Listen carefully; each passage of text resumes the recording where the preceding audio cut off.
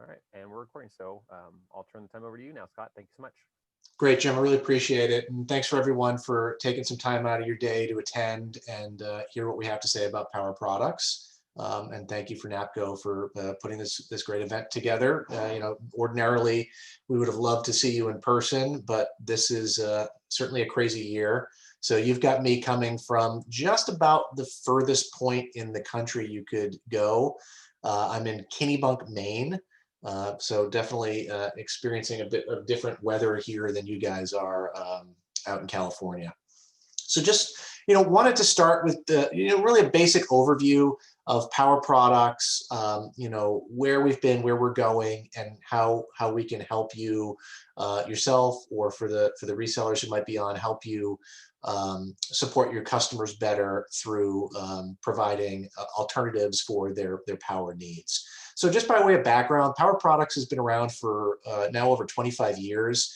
And we really are the leading manufacturer of aftermarket batteries, chargers, and now audio accessories. And starting in 2017, or actually late 2016, we became part of Mission Critical Electronics. So there may well be some of our sister companies that you're familiar with. I think the ones that I see most notably among the APCO members are folks using Kuzmal. If they're on the fire side, I think Kuzmal has electronics on probably 90% of the fire trucks in the United States, as well as Newmar, which does a lot of DC power, very active now in backup power supplies for DAS and BDAs. And then the other companies run the gamut from AC, that does electronics for boats, American Battery Charging, that does large format charging for wind turbines and rail.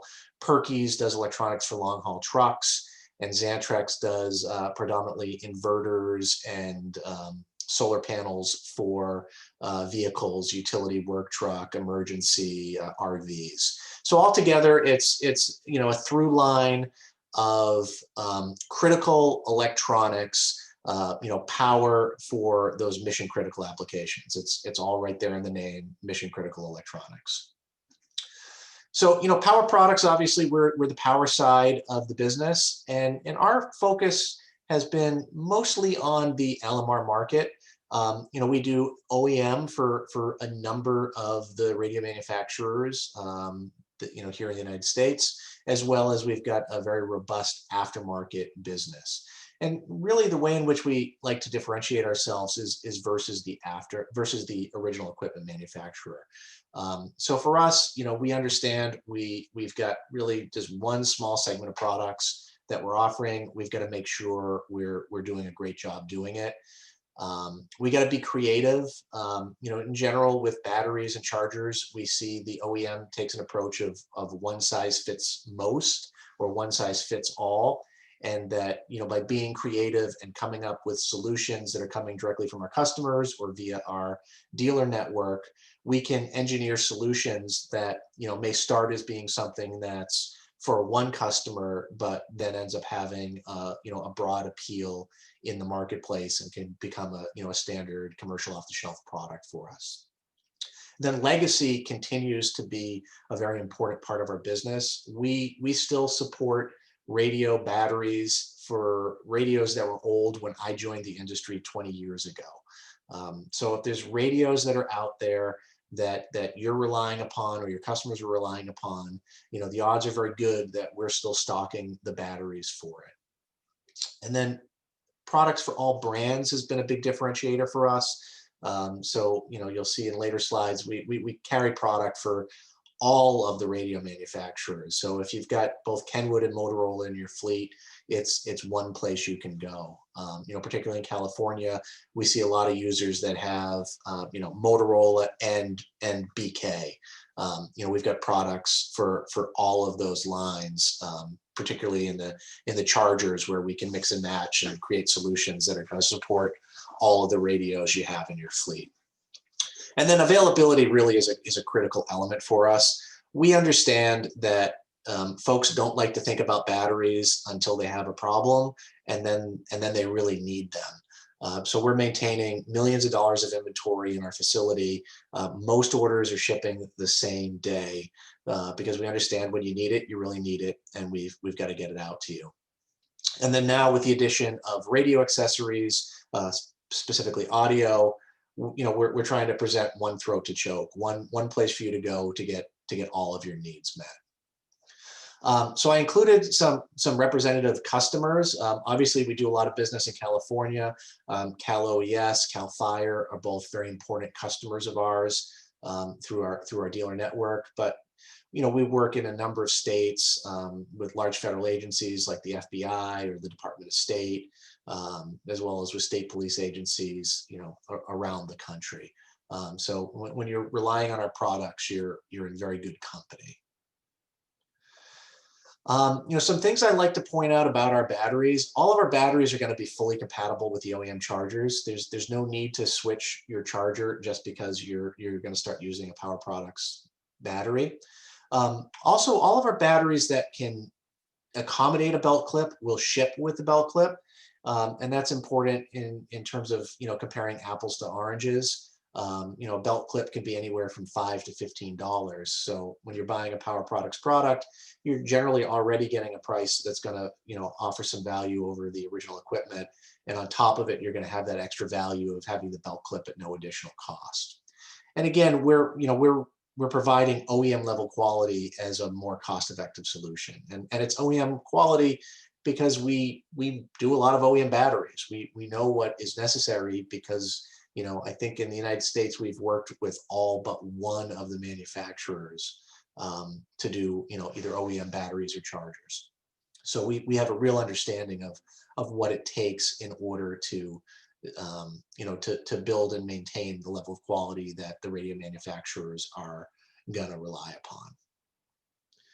I talked about how the one size fits most, and I like to include this slide on the XL200P by way of an example of how we can come up with solutions. So in this instance, we worked with a dealer who had a customer who loved the Harris XL200P radio, but was really displeased with the runtime. They were getting under 10 hours of runtime, and it wasn't working with their shift needs. So together we worked with the dealer and the customer to come up with a higher capacity solution. And we actually developed this battery. It's actually only 7 millimeters thicker, and I need to update the slide. But it allowed us to take the radio from 10 hours of runtime to 17 hours of runtime. And on top of it, it's one of the few situations with batteries where bigger is actually better. One of the big knocks on the Harris radio had been if it's standing upright on a desk or work surface and you breathe heavy near it, the thing would topple over. And that extra 7 millimeters of width gave it just enough extra purchase to make it more stable on a desktop. So this is the type of thing that we want to be a part of. If we can help you solve a problem, obviously it's gonna make our relationship stronger, but more likely than not lead to a product that's going to be beneficial to other customers. An important part of our business is our private label program. This is something we do at no charge. It's something that virtually all of our dealers avail themselves of. So there's a chance if you've gotten a battery from one of your local dealers that has been a PowerProducts private labeled product. But one of the things I'd like to point out is the label doesn't just have to be about the dealer. It can be about your operation. So we've done programs for school systems where we do private labels that include instructions on who to call at the help desk if there's a problem with the radio. We've done changes in the label from year to year so that customers can immediately identify the age of a battery. So if they're on a fire and want to do a quick check to make sure everyone has good batteries, they can look and be able to immediately see, oh, that battery's got the blue label, it's 3 years old. That's one we need to replace. Here's a new battery. So we can get very creative in terms of how we utilize that space to help you, achieve your mission. So, certainly if there's, a way in which you think we can help, feel free to reach out to myself or your dealer or one of our manufacturer's representatives, which I should point out is the Bassett Group in Southern California and Epic in Northern California. And I think Craig from Bassett is on, and oh, I just see him there.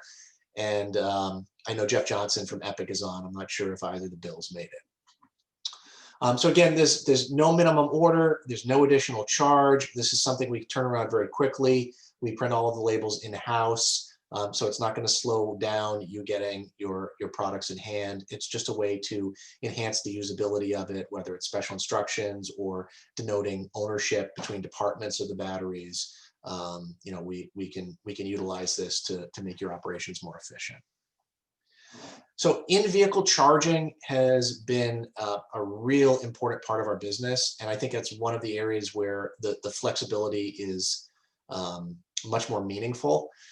So I'm going to cover two types of chargers, our EC chargers, which are both desktop or in vehicle, and a little later I'll introduce our new EVC line of chargers.